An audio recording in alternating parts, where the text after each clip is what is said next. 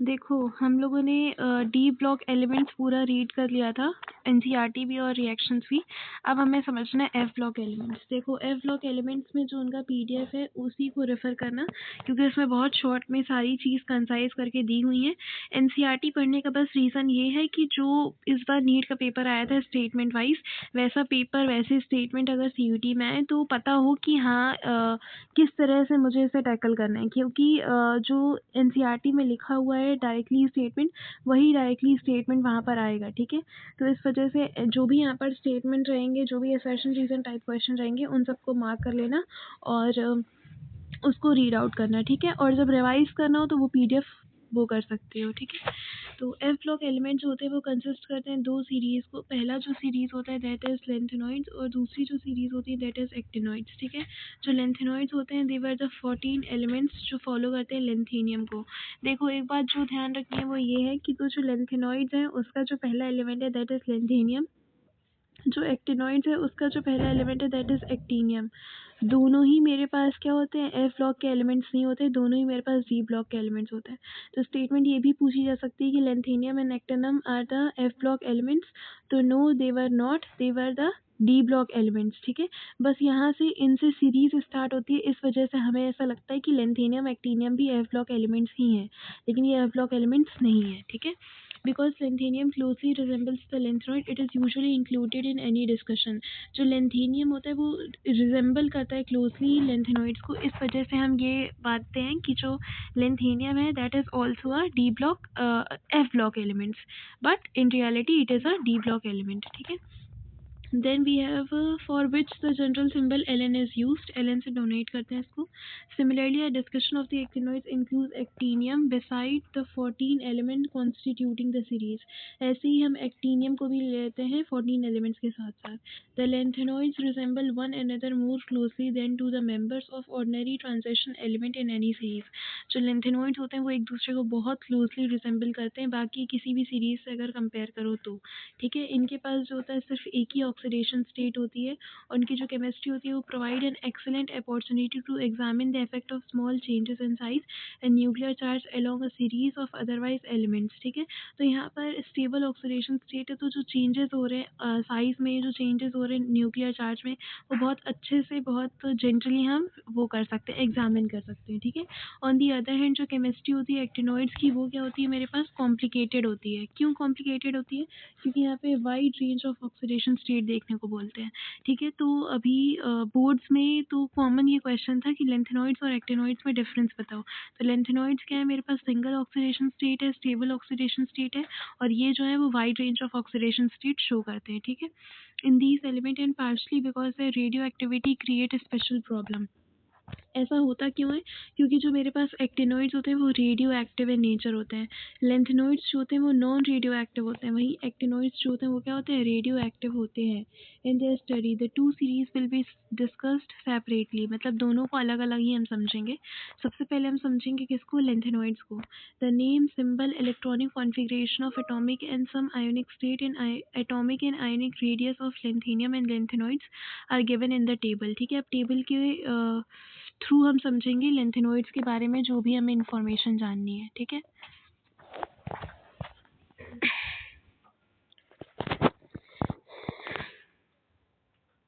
ये पेज का sequence change हो गया है। ठीक है, तो ये यहाँ पर है। तो सबसे पहले हम समझेंगे इलेक्ट्रॉनिक कॉन्फ़िगरेशन को। यही सीक्वेंस हमने इससे पहले जो समझ रहे थे चैप्टर में वो भी यही था कि पहले इलेक्ट्रॉनिक कॉन्फ़िगरेशन समझो, फिर फिजिकल प्रॉपर्टी समझो, देन हमने केमिकल प्रॉपर्टीज़ में देखा था एटॉमिक साइज और वगैरह वगैरह। वही सेम सीक्वेंस एफ ब्लॉक में भी चल रहा है। सबसे पहले इलेक्ट्रॉनिक कॉन्फ़िगरेशन, फिर साइज़ का, फिर फिजिकल प्रॉपर्टी जो शो करते हैं वैसे। तो मतलब समझने के लिए, रिवीजन के लिए हमेशा अलग अलग करके इसको पढ़ना। ठीक है, ताकि कंफ्यूजन ना हो और पता हो कि इस चैप्टर को कितना वाइड स्प्रेड में पढ़ना है। ठीक है, तो सबसे पहला जो आता है इसमें topic that is the electronic configuration. Electronic configuration क्या होता है, it may be noted that atoms of these elements have electronic configuration with 6s2 common with variable occupancy of 4f level। मतलब यहाँ पर 6s2 कॉमन होता है और यहाँ पे 4f लेवल को इंक्लूड करते हैं। ठीक है, एफ ब्लॉक एलिमेंट्स है तो एफ सबशेल तो लेना ही है. However, the electronic configuration of all the tri-positive ions, the most stable state of all the lanthanoids are of form 4Fn. ठीक है, तो यहाँ पे ये डायरेक्टली स्टेटमेंट पूछ लेते हैं कि मेरे पास जो इलेक्ट्रॉनिक कॉन्फ़िगरेशन है ट्राई पॉजिटिव आयन की, उसमें मोस्ट स्टेबल स्टेट जो होती है वो किस फॉर्म में होती है. 4Fn लिखा है, उसमें ऑप्शन देते हैं 4Fn, 4Fn-1, 4Fn+1 ऐसे करके. ठीक है, तो याद रखना यहाँ पे 4Fn होता है और यहाँ पे n 0 to 14 नहीं होता, 1 to 14 होता है. ठीक है, ये भी चेंज कर देते हैं, 0 to 14 कर देते हैं, वो होता है 1 to 14. ठीक है, अब आता है दूसरा जो प्रॉपर्टी पढ़ना है, that is atomic size and ionic size. तो क्या बोल रहा है एटॉमिक साइज और आयोनिक साइज के बारे में. The overall decrease in atomic and ionic radius from lanthanum to lutetium forms the lanthanoid contraction. तो जो डिक्रीज आता है एटॉमिक से आयोनिक रेडियस में लैंथेनियम से ल्यूटेनियम तक आने में, उसी को हम क्या बोलते हैं, लेंथेनॉइड कॉन्ट्रैक्शन बोलते हैं. और ये क्या होता है, एक यूनिक फीचर होता है in the chemistry of the lanthanoids. तो लेंथेनॉइड्स में जो यूनिक फीचर है वो क्या है, लेंथेनॉइड कॉन्ट्रैक्शन है. लेंथेनॉइड कॉन्ट्रैक्शन मीन्स, वर्ड से समझ में आया, कॉन्ट्रैक्शन मीन्स छोटा होना. छोटा होना मतलब डिक्रीज. ठीक है, तो डिक्रीज क्या होता है, एटॉमिक और आयोनिक रेडियाई होता है. ठीक है, कहाँ से कहाँ तक में होता है, लेंथेनियम टू ल्यूटेनियम तक में होता है. ठीक है, it has far-reaching consequences in the chemistry of the third transition series of the element.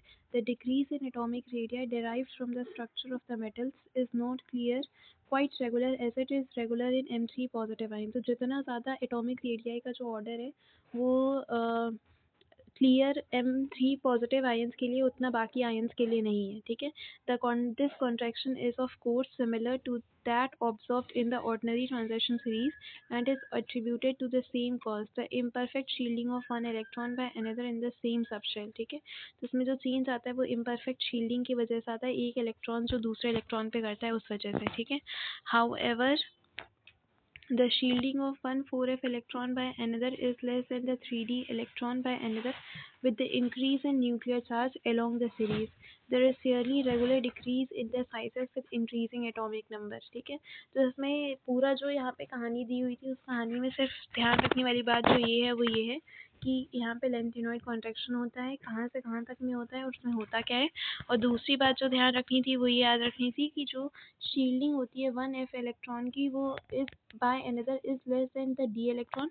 मतलब हमने शील्डिंग इफेक्ट का ऑर्डर क्या पढ़ा है, देखो जो पढ़ा है ना वही चीज़ है, बस उसको ऐसे बोलते हैं इंग्लिश के वर्ड में कि लगता है कि पता नहीं क्या बोल रहे हैं. ठीक है, हमने शील्डिंग का ऑर्डर क्या पढ़ा है, हमने शील्डिंग का ऑर्डर पढ़ा है SPDF. ये तो शील्डिंग ऑर्डर पढ़ा है. तो यहाँ पर स्टेटमेंट में क्या बोल रहा है, स्टेटमेंट बोल रहा है shielding of 1 4f orbital. 1 second, यहाँ बोल रहा है shielding of 1 4f electron by another is less than d electron.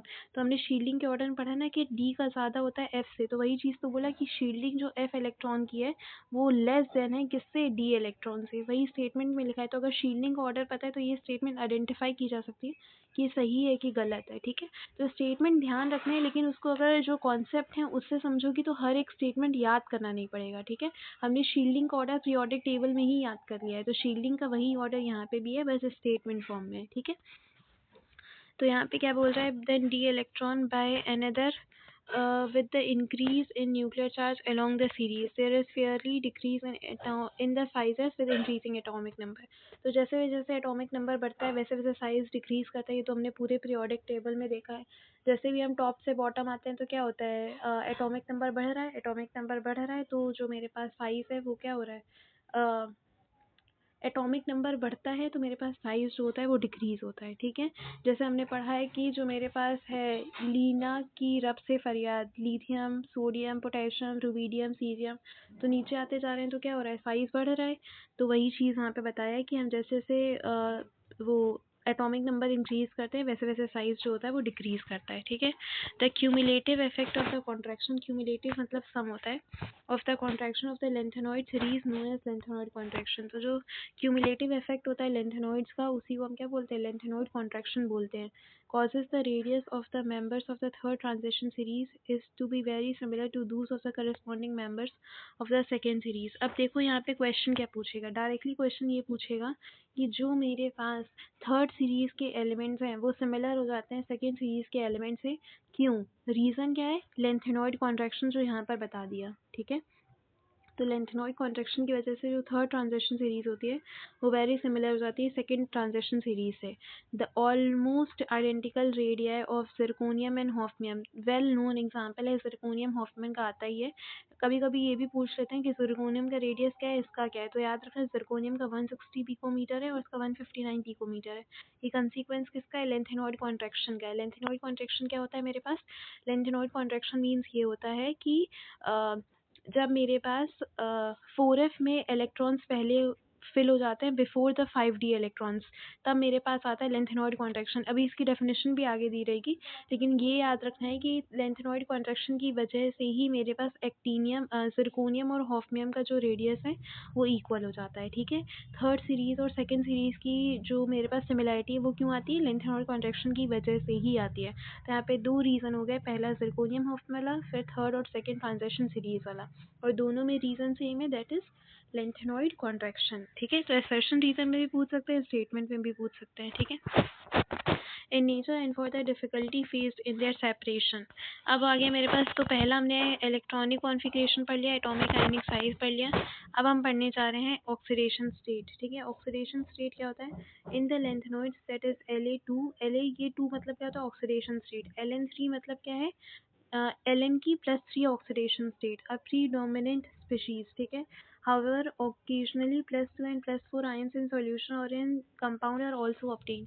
अब कौन सा एलिमेंट कौन सी ऑक्सीडेशन स्टेट दिखा रहा है वो डिपेंड करता है एक्सपेरिमेंटल पे। ठीक है, ये हमें ध्यान ही रखना पड़ेगा कि कौन सी ऑक्सीडेशन स्टेट पे कौन सा एलिमेंट कौन सी प्रॉपर्टी शो कर रहा है। ठीक है, इसमें कोई भी ट्रिक नहीं है, इसमें कोई भी लॉजिक नहीं है, बस एक्सपेरिमेंटल डाटा है कि हमने चेक किया कि इस ऑक्सीडेशन स्टेट पे वो ये प्रॉपर्टी दिखा रहा है, तो हमें उस प्रॉपर्टी को याद ही रखना है कि हाँ इस स्टेट पे ये दिखा रहा है। ठीक है, तो इसमें जैसे लिखा है कि लेंथेनॉइड +2 और Ln+3 में जो रहता है वो अपना प्रीडोमिनेंट स्पीशीज में रहता है, और ओकेजनली मतलब कभी कभी ये +2 और +4 भी दिखा देते हैं। ठीक है, this irregularity as an ionization enthalpy arises mainly from the extra stability of empty और फिल एफ सबशेल। अब देखो, डायरेक्टली पूछ सकता है कि जो मेरे पास आयोनाइजेशन एंथैल्पीज में अराइज आता है वो क्यों आता है, तो क्यों आता है, from the extra stability of empty half filled और फिल्ड एफ सबशेल। मतलब जब मेरे पास एम्प्टी हाफ फिल्ड होते हैं और फिल्ड एफ सबशेल होते हैं उस टाइम पे मेरे पास क्या आता है, एंथैल्पी, आयोनाइजेशन एंथैल्पी में अराइज आता है। ठीक है, दस the formation of Ce+4, Ce+4 means क्या है मेरे पास, Ce+4 है, ये जो लिखा हुआ है रोमन नंबर में, इसका मतलब है Ce+4 is favoured bye it's noble gas configuration. तो जो मेरे पास Ce+4 होता है वो नोबल गैस कॉन्फ़िगरेशन उसको क्या करता है, फेवर करता है, but it is a strong oxidant reverting to the common +3 state. मतलब जो मेरे पास Ce+4 होता है वो एक स्ट्रॉन्ग ऑक्सीडेंट होता है, और मतलब लेकिन इसकी जो मेरे पास कॉमन ऑक्सीडेशन स्टेट होती है वो +3 होती है। जैसे जो अभी हमने पढ़ा है ना कि लेंथेनॉइड्स मेनली क्या दिखाते हैं, +3 दिखाते हैं, लेकिन कोई लेंथेनॉइड्स होगा जो कोई और स्टेट दिखाएगा, किसी और कंडीशन में कुछ और दिखाएगा, तो वो सारे एक्सेप्शंस हमें ध्यान रखने कि ये चीज़ भी ये शो करता है। तो सी जो है उसकी वो कौन सी ऑक्सीडेशन स्टेट शो कर सकता है, +4 शो कर सकता है। जब वो +4 शो करेगा उस टाइम वो कैसे काम करेगा, एक स्ट्रॉन्ग ऑक्सीडेंट की तरह काम करेगा। ठीक है, ठीक है, तो स्ट्रॉन्ग ऑक्सीडेंट की तरह बिहेव करता है। ऑक्सीडेंट मीन्स क्या है कि खुद रिड्यूस होगा और दूसरे को ऑक्सीडाइज करेगा। ठीक है, उसको हम कहते हैं ऑक्सीडेंट। ठीक है, the E0 values for Ce+4 to Ce+3 is 1.74 which suggests that it can oxidize water। तो इस वैल्यू पे हम क्या सजेशन दे सकते हैं कि वाटर को भी ऑक्सीडाइज कर सकता है। However, ऑक्सीडाइज क्यों कर रहा है वाटर को, क्योंकि ये एक ऑक्सीडेंट की तरह काम कर रहा है। Ce+4 से जब Ce+3 में जा रहा है तो उस टाइम ये काम कैसे कर रहा है, स्ट्रॉन्ग ऑक्सीडेंट की तरह कर रहा है, तो ये ऑक्सीडाइज ही तो करेगा वाटर को। अगर स्टेटमेंट मान लो बोल दिया suggest that it can reduce water, तो ये मेरे पास क्या हो जाएगी, रॉन्ग स्टेटमेंट हो जाएगी। ठीक है, however the reaction rate is very slow and hence Ce+4 is a good analytical agent। ठीक है, इस वजह से जो मेरे पास Ce+4 होता है गुड एनालिटिकल एजेंट होता है। बहुत इंपॉर्टेंट स्टेटमेंट है, कई बार डायरेक्टली तुम्हें PYQ में दिख जाएगा ये वाला स्टेटमेंट कि Ce+4 जो होता है वो गुड एनालिटिकल एजेंट होता है। ठीक है, अब यहाँ पे जो दिए हैं PR, ND, TB and DY also exhibit +4 oxidation state but only in oxide. Oxide means जब ऑक्सीजन साथ में रहेगा, सिर्फ ओनली उस स्टेट में जो मेरे पास PR है, ND है, TB है एंड DY है, they will show the +4 oxidation state. ठीक है, MO2 Eu2+ is formed by losing the 2s electron and its F7 configuration accounts for the formation of this ions. ठीक है. However, Eu2+ is a strong reducing agent. तो दो statement बोलता है. पहला statement ये बोलता है कि जो मेरे पास ये है, क्या बोलते हैं, Ce+4 है, वो स्ट्रॉन्ग ऑक्सीडाइजिंग एजेंट है, और जो मेरे पास Eu2+ है वो स्ट्रॉन्ग रिड्यूसिंग एजेंट है. तो डायरेक्टली जो चीज़ें ध्यान रखनी है वो मैं बता दे रही हूँ. पहली चीज़ ये ध्यान रखोगी कि जो Ce+4 है वो स्ट्रॉन्ग ऑक्सीडेंट की तरह काम करेगा. दूसरी Eu2+ स्ट्रॉन्ग रिड्यूसिंग एजेंट की तरह काम करेगी. Cu+4 गुड एनालिटिकल एजेंट की तरह काम करेगा. और Pr, Nt, Tb and Dy वो भी एग्जिबिट करते हैं +4 किसमें, ओनली इन ऑक्साइड्स. बस ये 4 स्टेटमेंट याद रखनी, बाकी कुछ नहीं लिख रहे हैं. ठीक है. Changing to the common +3 oxidation state. ये स्ट्रॉन्ग रिड्यूसिंग एजेंट होता है जो अपनी +3 स्टेट में भी आता है, क्योंकि जनरली लैंथेनॉइड्स क्या शो कर रहे हैं, +3 कर रहे हैं. तो +4 दिखाए तो भी उसको +3 में आना है, वो +2 दिखाए तो भी उसको +3 में आना है. ठीक है. सिमिलरली Yb2+ जो होता है वो F14 कॉन्फ़िगरेशन दिखाता है. एक चीज़ ये भी ध्यान रखना कि Eu2+ यहाँ पे कॉन्फ़िगरेशन कौन सी दिखा रहा है, F7 दिखा रहा है. अगर तुम देखोगी वो PDF, उसमें ये सब कुछ लिखा हुआ है. ठीक है. सब कुछ लिखा हुआ है, कुछ भी अलग नहीं लिखा हुआ है. बस याद रखने वाली चीज़ है कि Eu2+ F7 कॉन्फ़िगरेशन दिखाता है, Yb2+ F14 कॉन्फ़िगरेशन दिखाता है. अब देखो डी ब्लॉक वाले तो जो इम्पोर्टेंट हैं, शक्तिमान करे मना या यारी ज़रा निभा या वो जो भी मेरे पास हैं उनको तो याद रखना है, लेकिन एफ ब्लॉक के कॉन्फ़िगरेशन को याद करना कुछ भी मतलब वर्थफुल बात नहीं है, क्योंकि एक क्वेश्चन आएगा इलेक्ट्रॉनिक कॉन्फ़िगरेशन से और वो भी ना आए शायद, तो उसके लिए इतने एक्सेप्शंस को याद रखना कोई भी मतलब हमें तो नहीं लगता कोई ज़रूरी बात है. फिर भी अगर करना चाहो तो कर सकती हो, मतलब जो उसमें स्टार मार्क थे PDF में उनको बस कर लेना, बाकी सबको करने की ज़रूरत नहीं है, क्योंकि एट दी एंड तुमको यही स्टेटमेंट ध्यान रखने, क्योंकि स्टेटमेंट पे ही वो लोग पूछ रहे हैं. ठीक है. तो बस यही जो स्टेटमेंट है हाईलाइटेड वही बस एक बार पढ़ती रहना, मतलब पेपर से पहले अगर 5-6 बार भी पढ़ लोगी सिर्फ यही वाले स्टेटमेंट्स तो याद रहेंगे कि हाँ यही चीज़ लिखी हुई थी. ठीक है. तो वही है कि Eu2+ जो होता है F7 कॉन्फ़िगरेशन दिखाता है, Yb2+ F14 कॉन्फ़िगरेशन दिखाता है. Is a reductant. ठीक है. ये रिडक्टेंट की तरह काम करता है. ये भी जो Tb+4 होता है उसके पास हाफ फिल्ड F ऑर्बिटल्स होते हैं और वो काम करता है एज अ ऑक्सीडेंट. ठीक है. तो ये मेरे पास किसकी तरह काम करता है, oxidant. The behaviour of samarium is very much like europium exhibiting both +2 and +3 oxidation state. तो ये इंपॉर्टेंट नहीं है, लेकिन ये जो 4 चीज़ें दी हुई थी वो बहुत ज़्यादा इंपॉर्टेंट है. ठीक है. अब देखो यहाँ पर मैंने शॉर्ट में पूरा लिख दिया हुआ है. क्या लिखा है, सीरिया की तबीयत यूरोप में यूब्रो. ठीक है. अब इसमें सीरिया से याद रखना है C+4 का है, तबीयत से याद रखना है Tb+4 में है, यूरोप से याद रखना है EU+2 में, और यूब्रो से याद रखना है Yb+2 में. अब हमें पता है जो जिस दो का दिया हुआ है ना, एक तो मेरे पास EU2+ का दिया हुआ है F7 में है, दूसरा में Yb2+ का दिया हुआ है F14 में है. लेकिन इसका भी याद रखो कि Tb+4 में F7 होता है, C+4 में F14 होता है. ठीक है. C के बारे में क्या बताइए, ऑक्सीडाइजिंग एजेंट है. Tb के बारे में क्या बताइए, ऑक्सीडाइजिंग एजेंट है.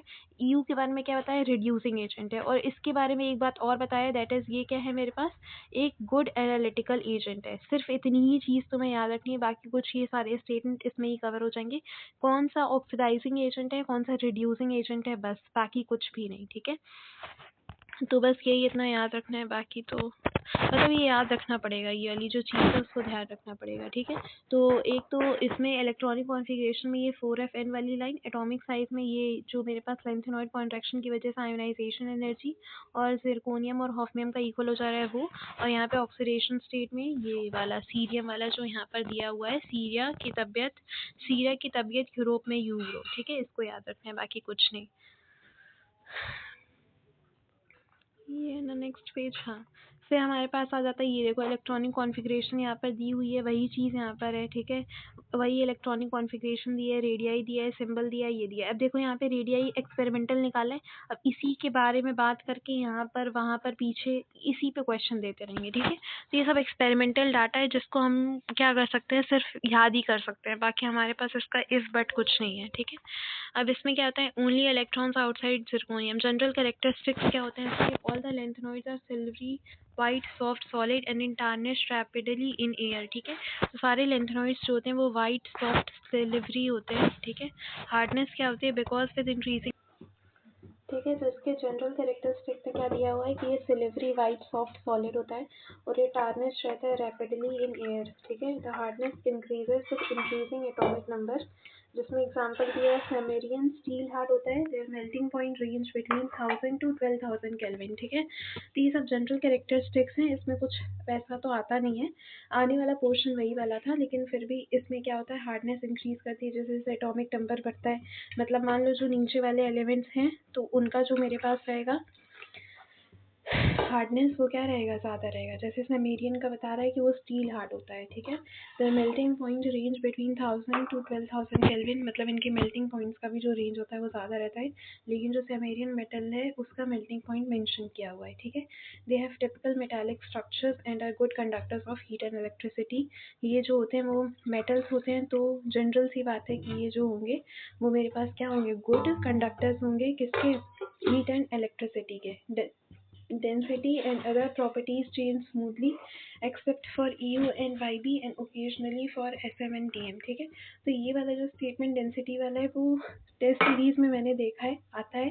ठीक है। तो ये वाला पढ़ लेना कि जो मेरे पास डेंसिटी से रिलेटेड मेरे पास है स्टेटमेंट की जो मेरे पास EU एंड YB है उनमें एक्सेप्शन आता है और ओकेजनली SM एंड TM में भी आता है। ठीक है। Many trivalent lanthanoid ions are coloured both in the solid and in aqueous solution. ठीक है। ये भी स्टेटमेंट पूछती है। ठीक है। कि जो ट्राइवेलेंट लेंथेनॉइड्स होते हैं वो कलर्ड होते हैं सॉलिड स्टेट में भी और एक्वस स्टेट में भी। ठीक है। तो ये मेटल्स तो हैं, लेकिन ये जो मेटल्स की प्रॉपर्टी होती है कलरलेस होने की, मतलब ग्रेइश कलर की, वो फॉलो नहीं करते, वो उसके अपोजिट प्रॉपर्टी शो करते हैं। ठीक है। Colour of these ions may be attributed to the presence of f electrons, और इसमें कलर जो आने की प्रॉपर्टी है वो इससे हम समझ सकते हैं क्योंकि यहाँ पे प्रेजेंस होता है एफ इलेक्ट्रॉन्स का। ठीक है। Neither LA and LU show any colour but the rest do. तो यहाँ पे एक्सेप्शन ये वाला बहुत बार पूछता है कि कौन से जो मेरे पास लेंथेनॉइड्स हैं जो कलर शो नहीं कर रहे हैं। तो लालू, क्या याद रखना है, लालू जो है वो कलर शो नहीं कर रहे हैं, अदरवाइज जितने भी मेरे पास एलिमेंट्स हैं वो सारे कलर शो करते हैं इन द लेंथेनॉइड्स। ठीक है। दोनों ही जो है वो +3 स्टेट में ही है। ठीक है। फिर however absorption bands are narrow probably because of the excitation within the f level, और एब्जॉर्प्शन बैंड इसके स्मॉल रहते हैं क्योंकि एक्साइटेशन एफ लेवल के विद इन होता है। The lanthanoids ion other than F0 के अलावा जो मेरे पास हैं lanthanoid ions that is La3+ and Cerium4+, and the F14 that is Yb2+ and Lu2+ are all are paramagnetic. ये बहुत इंपॉर्टेंट स्टेटमेंट है, ये वाली स्टेटमेंट भी कई बार पेपर में आई है। ठीक है। टेस्ट में कि F0 किसकी कॉन्फ़िगरेशन होती है, तो F0 जब La3+ में होता है, इससे ऐसे याद रख सकती हो कि La और Lu जो है वो दोनों क्या है मेरे पास, कलरलेस है। कलरलेस होने की हमने 3 प्रॉपर्टी पढ़ी है। पहला होना चाहिए क्या, पहला जो हमने पढ़ा है वो ये कि F0 होना चाहिए, दूसरा F14 होना चाहिए और तीसरा लिगेंड प्रेजेंट नहीं होना चाहिए, मतलब कम्प्लीटली फिल्ड 0 इलेक्ट्रॉन्स और लिगेंड की एब्सेंस। ठीक है। तो लिगेंड की एब्सेंस तो हमने कोऑर्डिनेशन में पढ़ी है, यहाँ पर हमने 2 पढ़ी है, फुली फिल्ड और 0 वाली। तो अगर La3+ और Lu3+ कलरलेस हैं तो दोनों में से कोई एक वो शो करते हैं। तो ये ध्यान रखना कि La वाला जो है वो F0 वाला शो कर रहा है और जो Lu वाला है वो F14 वाला शो कर रहा है। ठीक है। तो ये दोनों मेरे पास इसमें आते हैं और Le3+ के साथ सीरियम आता है दैट इज C+4 और Lu के साथ Yb आता है दैट इज +2 में। ठीक है। तो ये चार जो है वो पैरामैग्नेटिक है एक्सेप्ट जो होते हैं and the F type are all paramagnetic, मतलब ये चारों जो है वो पैरामैग्नेटिक बिहेवियर शो कर रहे हैं। ठीक है। जो पैरामैग्नेटिज्म है वो राइज करता है टू द मैक्सिमम इन न्यूडीनियम। ठीक है। तो न्यूडीनियम तक आते आते जो पैरामैग्नेटिज्म है वो ज़्यादा हो जाता है। ठीक है। तो पैरामैग्नेटिज्म में ये चारों का ध्यान रखना है और बाकी ये स्टेटमेंट ज़रूरी नहीं है, लेकिन बाकी के जो 3 स्टेटमेंट बताए हैं, ये ट्राइवेलेंट वाला पहला स्टेटमेंट, डेंसिटी वाला दूसरा स्टेटमेंट, La एंड Lu वाला तीसरा स्टेटमेंट और ये F0 और F14 वाला चौथा स्टेटमेंट। ठीक है। ये 4 स्टेटमेंट इस पैराग्राफ से पूछे जा सकते हैं। ठीक है। फिर आता है यहाँ पे आयोनाइजेशन एंथैल्पी की बात। The first ionization enthalpy of the lanthanoids are around 600 kilojoule mole inverse। ठीक है। the second are about this comparable with those of calcium। ठीक है। तो ये पूछता है यहाँ पे, पता है क्या चेंज करता है, कैल्शियम की जगह वो करेगा क्या, एल्यूमिनियम। ठीक है, तो ध्यान रखना है कि जो आयोनाइजेशन एनर्जी का कंपैरिजन उसने किया था वो किस एलिमेंट के साथ किया था, तो वो कैल्शियम एलिमेंट के साथ किया था। ठीक है, a detail discussion of the variation of the third ionisation enthalpy indicates that the exchange of enthalpy consideration as in 3d orbital of the first transition series appears to impact a certain degree of stability to empty half filled and completely filled orbitals of f level। ठीक है, तो इसमें क्या बोल रहा है, इसमें ये बोल रहा है कि जो वेरिएशन आता है थर्ड आयोनाइजेशन एंथैल्पी में वो इंडिकेट क्या करता है, एक्सचेंज एंथैल्पी को। बस स्टेटमेंट यही ध्यान रखना है कि जो थर्ड आयोनाइजेशन एंथैल्पी है वो इंडिकेट किसको कर रही है, तो वो इंडिकेट कर रही है एक्सचेंज एंथैल्पी को। ठीक है, और फर्स्ट और सेकंड किसको रिजेंबल कर रहे हैं, कैल्शियम को। ठीक, ये बाकी का स्टेटमेंट कुछ उसका नहीं पूछेगा, यही स्टेटमेंट पूछता है। ठीक है, this is indicated from the abnormally low value of the third ionisation enthalpy of lanthanum, gadolinium and lutetium. ठीक है, तो एबनॉर्मली जो लो हो जाता है इन तीनों का उसको ये इंडिकेट करता है। In their chemical behaviour in general the earlier member of the series are quite reactive similar to calcium. Chemical behaviour की अगर हम बात करें तो जो स्टार्टिंग के अर्ली मेंबर्स हैं वो मेरे पास क्या होते हैं, ज़्यादा रिएक्टिव होते हैं जस्ट लाइक द कैल्शियम, लेकिन जैसे जैसे एटॉमिक नंबर इंक्रीज करता है वो बिहेव किसकी तरह करने लगते हैं, एल्यूमिनियम की तरह। ठीक है, तो स्टार्टिंग में जो बिहेवियर है it is like of calcium, और जो बाद में जो बिहेवियर है that is like the aluminium. ठीक है, यहाँ पर एक रिएक्शन दी है कि Ln3 पॉजिटिव है तो 3 इलेक्ट्रॉन लेके वो क्या बनाएगा, Ln सॉलिड। तो यहाँ पे ध्यान रखने वाली चीज़ जो है वो ये है कि Ln3 प्लस में क्या है, इन द एक्वस फॉर्म, और जब वो Ln बन रहा है तो वो किस फॉर्म में गया है, सॉलिड फॉर्म में। ठीक है, क्योंकि वो चेंज कर देंगे, यहाँ पर सॉलिड कर देंगे और वहाँ पे एक्वस कर देंगे। ठीक है, इस वजह से ये ध्यान रखें कि कौन सी किस फॉर्म में प्रेजेंट है। ठीक है, अब यहाँ पे ये जनरल प्रॉपर्टीज की ख़त्म हो गई। 229 है ना, 230 ये वाला है। ठीक है, इसके बाद इसमें ये वाला ही है ना। तो इसमें क्या बताया, वही जो इसमें दिया हुआ है, लास्ट लाइन क्या लिखी है, values for E note for the half reaction, मतलब यहाँ पे ई नोट की वैल्यूज़ दी रही हैं, वो यहाँ पर बताया are in the range of this to this except for u. मतलब ई नोट वैल्यू जो हमने इलेक्ट्रो केमिस्ट्री में ई नोट निकालना सीखे ना, वही ई नोट की यहाँ पे बात कर रहा है। तो वो रेंज जो यहाँ के एलिमेंट्स की आती है वो -2.2 से -2.4 तक में आती है, एक्सेप्ट फॉर यू जिसकी वैल्यू क्या होती है, -2.0 होती है। ठीक है, तो EU से रिलेटेड बहुत स्टेटमेंट है, तो मान लो EU दे के सिर्फ उसी पे स्टेटमेंट पूछ ले, ऐसे स्टेटमेंट पूछता है, किसी एक को पकड़ के जिसके बारे में ज़्यादा बात की गई हो उससे पूछ ले। ठीक है, जैसे of course a small variation, the metal combined with hydrogen when gently heated in the gas, the carbides Ln3C, Ln2C3 and Lnc2 are formed when the metals are heated with carbon। देखो वो directly, ये वाला बहुत important line है, वो directly पूछता है कि कौन कौन से मेटल्स बनते हैं जब कार्बन के साथ रिएक्ट करता है, तो वो फॉर्मूले में चेंज करेगा।